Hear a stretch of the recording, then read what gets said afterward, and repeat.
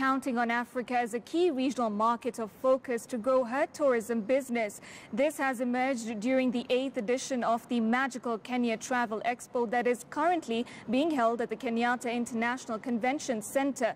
Speaking on the sidelines of the Expo, Kenya Tourism Board Chief Executive Officer Dr. Betty Radier has said that the Expo has, over the last 8 years of its existence, enabled Kenya to bring together players in Africa's tourism sector into Kenya to get a better understanding of the diverse and authentic tourism products that Kenya has to offer.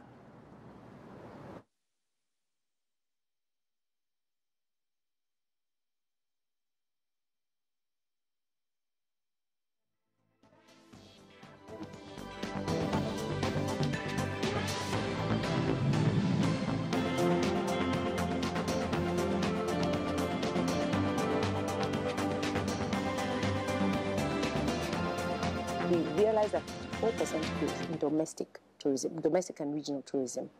So we also, during that period, started to focus on domestic Kenyan experiences, because the trend was that Kenyans were generally socialized towards holidaying in the December period, which is the Christmas period where people naturally take their families to either upcountry, to their rural homes, but more importantly, they'd like to go to the coast. So they always used to go to Mombasa. So everybody went to Mombasa. And they did it once a year because the Easter period was too short. So what we did is we focused on opportunities that are 1 hour away, 2 hours away, other access opportunities that are provided by now, the Madaraka Express, which is the standard gauge rail, other access opportunities that are provided by small travel and tour operators that are able to do short vacations or short trips. So people started to experience attractions that they never considered before. Now, it was on Wednesday that the Ministry of Tourism, in partnership with the Africa Hotel Investment Forum, launched the 8th edition of the Magical Kenya Travel Expo. We're joined now by Julie Owino from the KICC with the CEO of Kenya Tourism Board, Betty Radier, to tell us more. Hi, Julie. Let's hand it over to you there with Betty.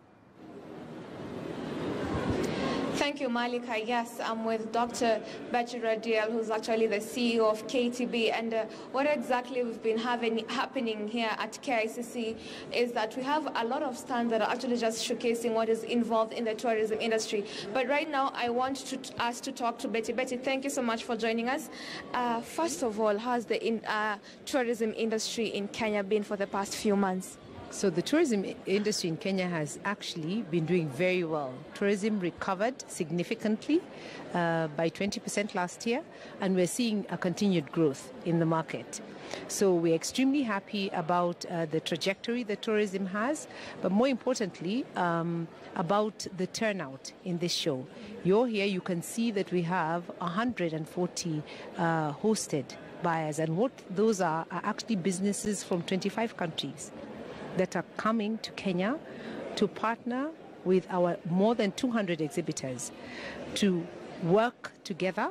This is a business-to-business engagement. It's a business-to-business forum that allows the travel and tourism trade to sell the destination, to strike up partnerships in terms of how it is that they can sell the various experiences that you can have in the destination, but also to form other business partnerships that are available to them in the destination. All right. If you can also tell us the partnership that is supposed to happen between the Kenya Tourism Board and Nigeria, what of impact is this going to be to the Kenyan society and the tourism industry in Kenya? So let me speak specifically about Brand Africa.